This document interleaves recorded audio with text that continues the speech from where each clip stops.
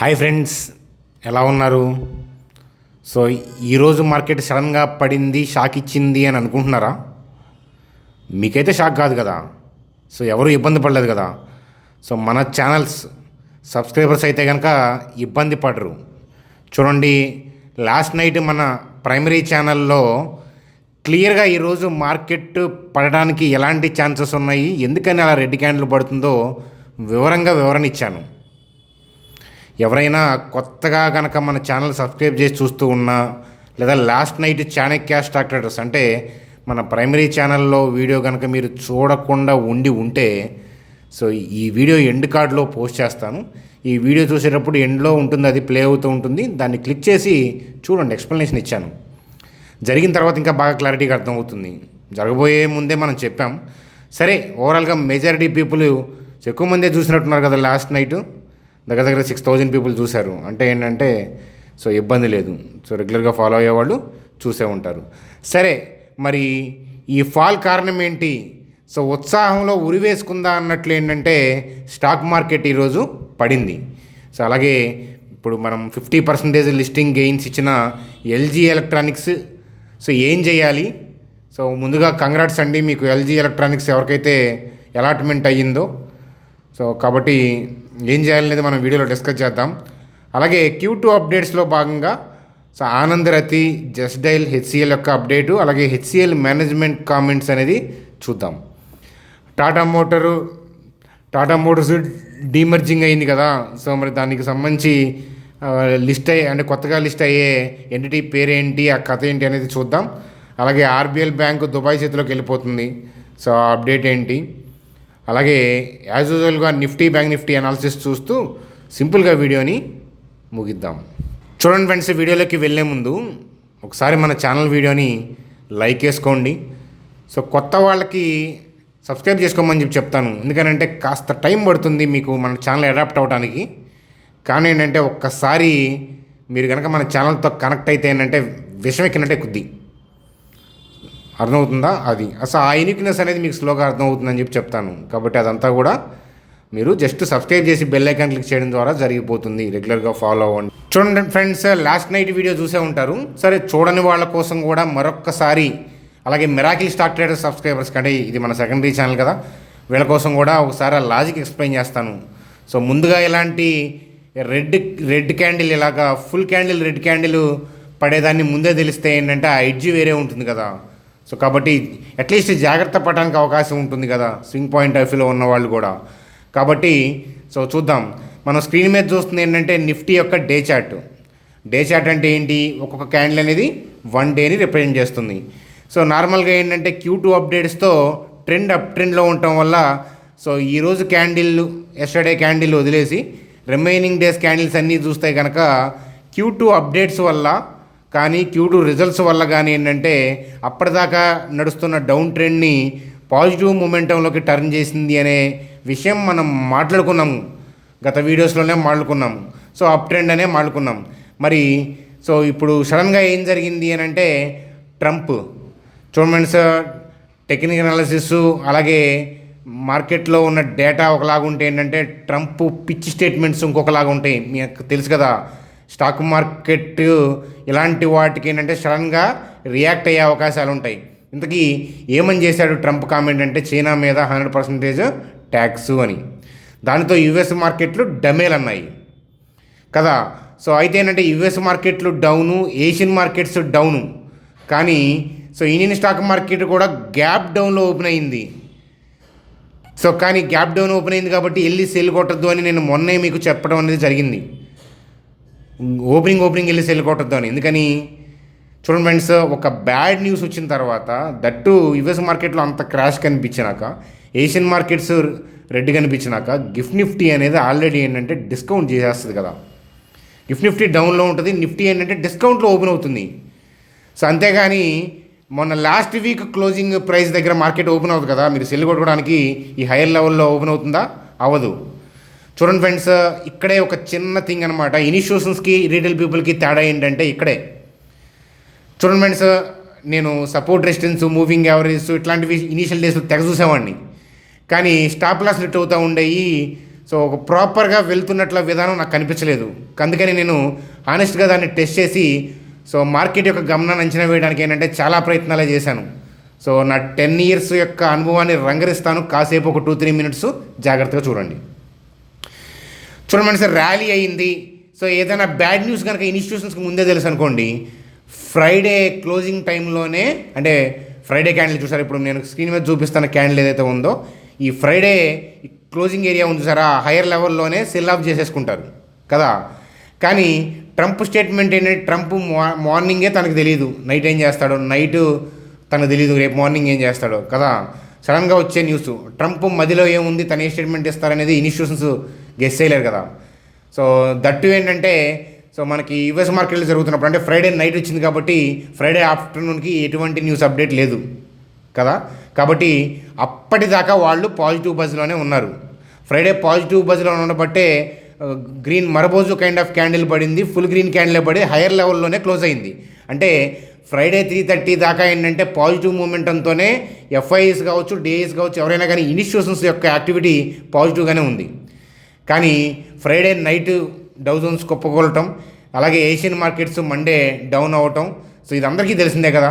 Retail people ఏమనుకుంటారు, negative news వచ్చింది కాబట్టి సెల్ కొడదాం అనుకుంటారు కదా. సో అలాగే ఏంటంటే ఆల్రెడీ లాంగ్ పొజిషన్లో ఉన్న వాళ్ళు కూడా ఏంటంటే సెల్ కొట్టే ప్రయత్నం చేస్తారు, అంటే పొజిషన్ క్లోజ్ చేసే ప్రయత్నం చేస్తారు. చూడండి సార్, ఒక లాట్ ఉన్న వాళ్ళం మనమే ట్రంప్ స్టేట్మెంట్ వల్ల మనం ఇబ్బంది పడుతుంటే, 1 lot 2 lots 3 lots 5 lots 10 lots ఉంటాయి రిటైల్ పీపుల్కి, అంతే కదా. మరి ఒక ఇన్స్టిట్యూషన్స్కి వేలల్లో ఆర్డర్లు చూడండి. మార్కెట్ ఇక్కడ నుంచి Q2 అప్డేట్స్ ద్వారా ఇక్కడ దాకా వెళ్ళిందంటే కొన్ని వేలల్లో ఆర్డర్లు ఏంటంటే వాళ్ళు బై చేసుకుంటా పైకి మార్కెట్ని ఏంటంటే డ్రైవ్ చేశారు కదా. 1 lot 2 lots ఉన్న వాళ్ళమే సడన్ షాకింగ్ న్యూస్కి ఇబ్బంది పడుతుంటే, మరి వేలల్లో, సో మనం ఒక చూడండి 1000 అట్లా ఒక 10,000 20,000 లాట్లు బై చేశారు అనుకుందాం ఇన్స్టిట్యూషన్స్. అట్లా వేలల్లో లాట్లు బై చేసిన వాళ్ళకి సడన్ బ్యాడ్ న్యూస్ వాళ్ళని ఇబ్బంది పెట్టదా అంటే వాళ్ళని కూడా ఇబ్బంది పెడుతుంది కదా. మరి సో వేల లాట్లో ఉన్న వాళ్ళు తప్పించుకుంటున్నప్పుడు మనం 1, 2, 10 లాట్లు ఉన్న వాళ్ళం మనం ఎందుకు ఇబ్బంది పడుతున్నాం అనేదే నేను దాన్ని బట్టే రీసెర్చ్ చేసుకుంటూ వచ్చాను. అదనమాట కదా. చూడండి ఫ్రెండ్స్, బ్యాడ్ న్యూసే, కానీ సో వాళ్ళకి ముందే తెలిస్తే హైయర్ లెవెల్లో ఫ్రైడేనే కొట్టేవాళ్ళు. ముందు తెలియదు కదా.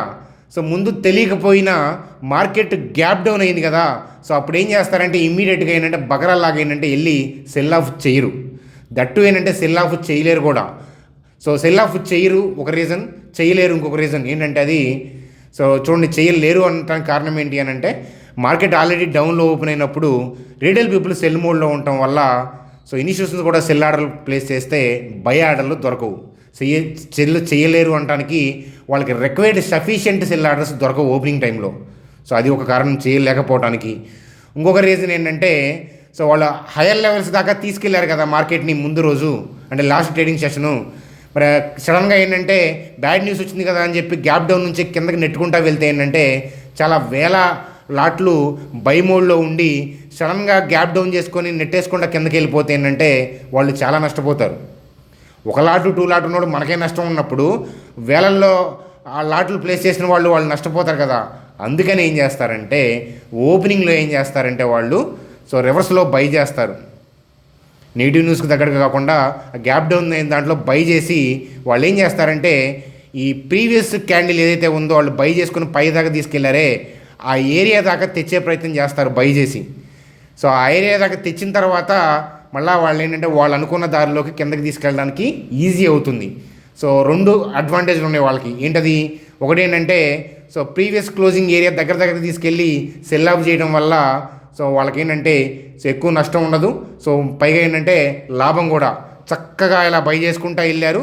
సో ఆ కొనల్లో, ఆ చివరి కొనల్లో నుంచి ఏంటంటే సెల్ ఆఫ్ స్టార్ట్ చేయడం వల్ల. దట్టు ఇంకొక అడ్వాంటేజ్ ఏంటి అని అంటే ఆర్డర్లు ఈజీగా దొరుకుతాయి. ఎందుకని, సో నిన్న ఓపెనింగ్ టైంలో వాళ్ళు బై చేసి పైకి తీసుకురావడం వల్ల సో సెల్ చేసిన వాళ్ళు ఇబ్బంది పడి ఏం చేస్తారంటే సో రివర్స్లో మళ్ళీ బై చేయడం స్టార్ట్ చేస్తారు. సో రివర్స్లో బై చేస్తారు, మళ్ళీ హైకి వెళ్తుందనే ఆశతో చాలామంది బై చేస్తారు. అలా బై చేయడం వల్ల ఏంటంటే ఎక్కువ బై ఆర్డర్లు ఈజీగా దొరికేస్తాయి. కాబట్టి సెల్ చేయడానికి so that is the area, ఆ ఏరియా ఏంటంటే సరి అయిన సమయం అదనమాట. అందుకని హైయర్ లెవెల్లో కొద్దిగా చేస్తారు. కానీ ప్యానిక్ సెల్లింగ్ నిన్న చూడలేదు. ఎందుకనంటే సఫిషియెంట్ ఆర్డర్లు దొరకవు. దట్టు ఏంటంటే నిన్నే సెల్ ఆఫ్ హెవీగా చేసేసుకుంటే ఏంటంటే ఇబ్బంది పడతారు. ఎందుకని హైయర్ లెవెల్లో ఎక్కువ సెల్ ఆర్డర్లు రిలీజ్ చేస్తేనే వాళ్ళకి బెనిఫిట్, అంతే కదా, లోయర్ లెవెల్లో చేస్తే కాదు. అందువల్ల ఏంటంటే నిన్న హైయర్ లెవెల్లో కాస్త అంటున్నట్టుగా ఏంటంటే సెల్ ఆఫ్ చేసుకున్నారు. ఇవాళ మార్కెట్ ఏంటంటే ఏషియన్ మార్కెట్స్ పాజిటివ్గా ఉంటే, యూఎస్ మార్కెట్లు గ్రీన్లో ఉన్నాయి కాబట్టి ఏషియన్ మార్కెట్స్ పాజిటివ్గా ఉంటే హైయర్ లెవెల్లో నరకడం ఈజీ. అందువల్ల రేపొద్దున నరుకుతారు. అదే కదా నిన్నటి వీడియో యొక్క వృత్తాంతం ఏంటంటే ఏషియన్ మార్కెట్ పాజిటివ్గా ఉంటే హైయర్ లెవెల్లో నరుకుతారని చెప్పాను. ఏషియన్ మార్కెట్స్ డౌన్ ఉంటే కాదు. ఎందుకని ఏషియన్ మార్కెట్స్ పాజిటివ్గా ఉంటే most of the retail people ఏంటంటే ఓపెనింగ్ టైంలో ఏంటంటే చంకలు గుద్దుకొని బై చేయడానికి ఎగబడతారు. కాబట్టి అక్కడ ఏంటంటే బై ఆర్డర్లు ఈజీగానే దొరుకుతాయి.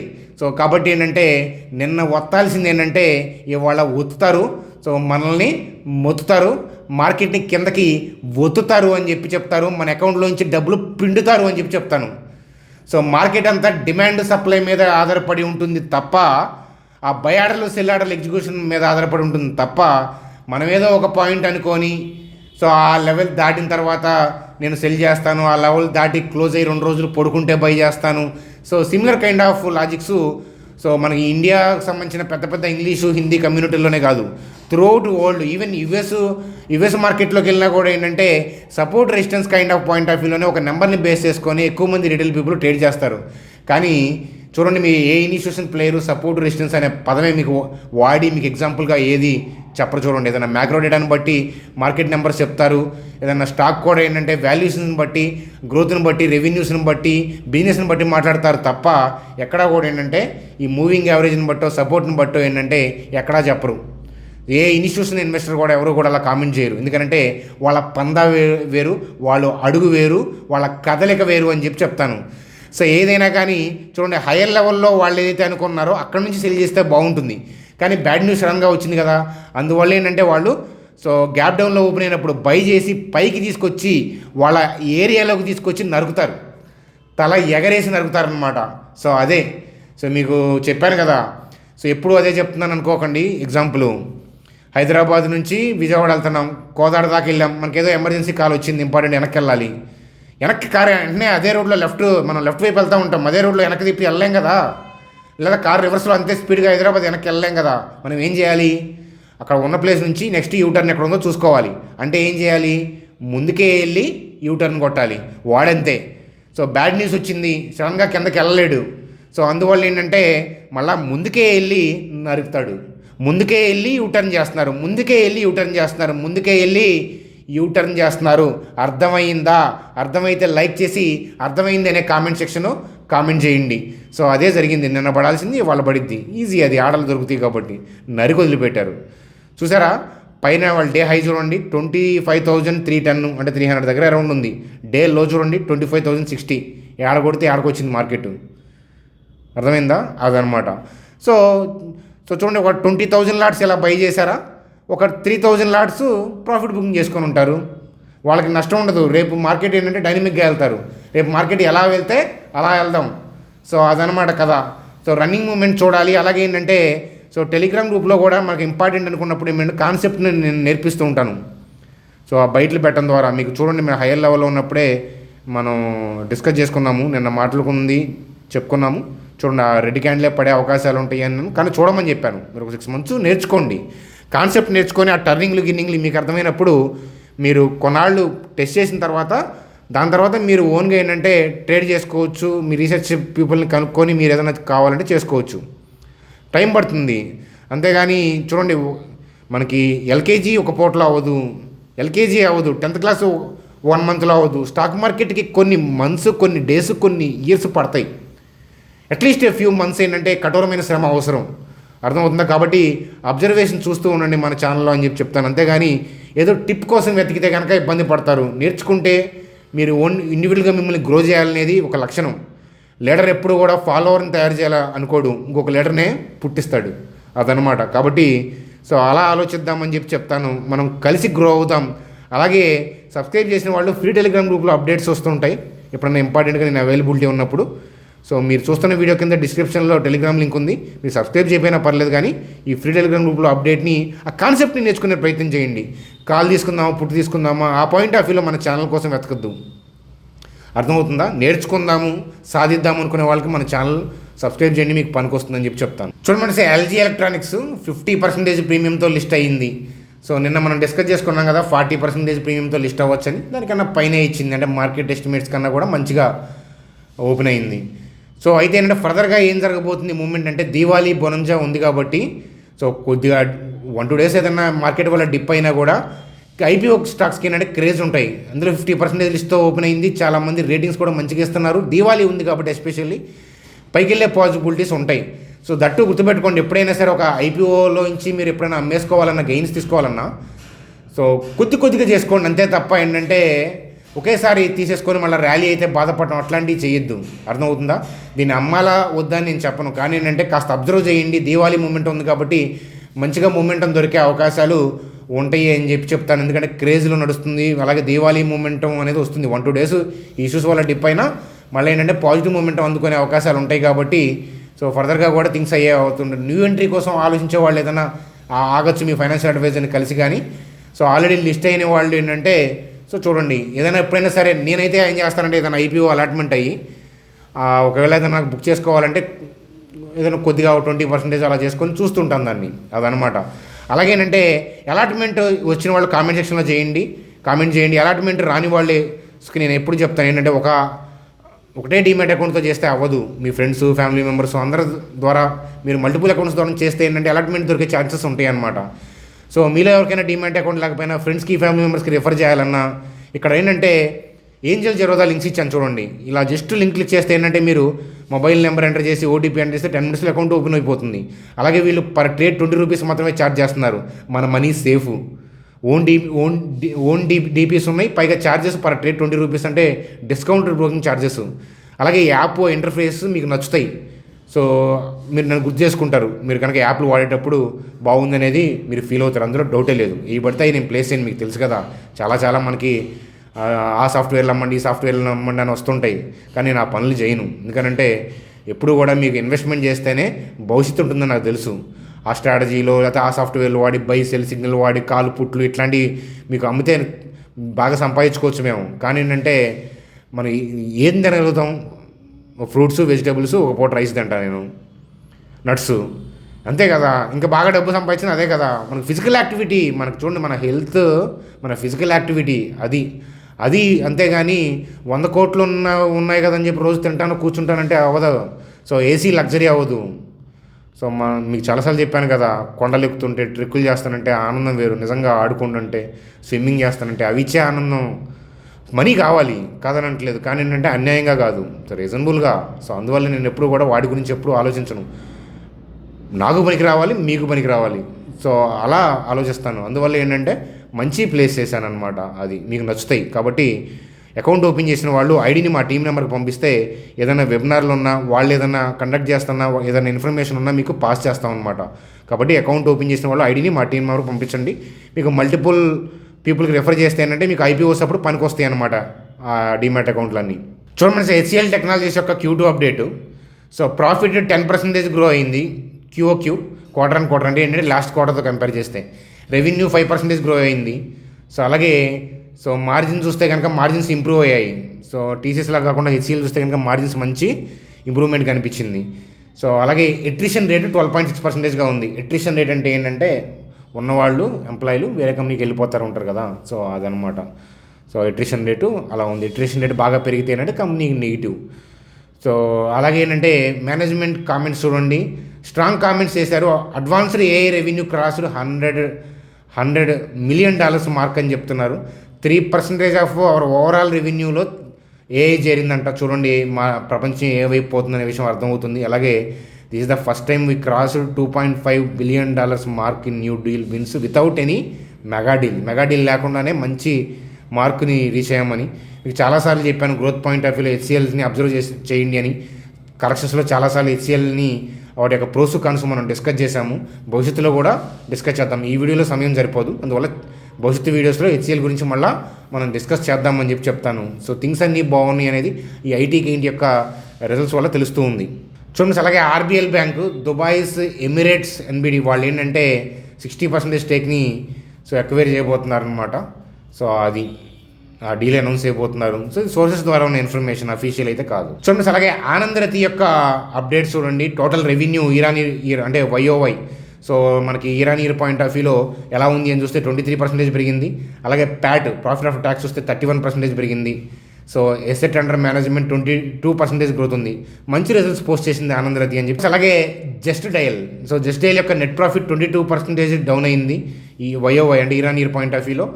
రెవెన్యూ 6.4% పెరిగిందనమాట. అలాగే మార్జిన్ ఫ్లాట్గా ఉంది. సో రిజల్ట్స్ ఓకేగా వచ్చాయని చెప్పొచ్చు అనమాట. ఎవ్రీ క్వార్టర్ ప్రాఫిట్ జనరేట్ చేయాలన్నా కష్టమే కదా. సో చూడండి అలాగే టాటా మోటార్స్కి సంబంధించి సో మనకి తెలుసు కదా, డీమర్జింగ్ జరుగుతుంది CV బిజినెస్ని సపరేట్ కానీ. So CV business from today, so దానికి పేరు టాటా మోటార్స్ లిమిటెడ్గా దానికి పేరు పెడుతున్నారనమాట.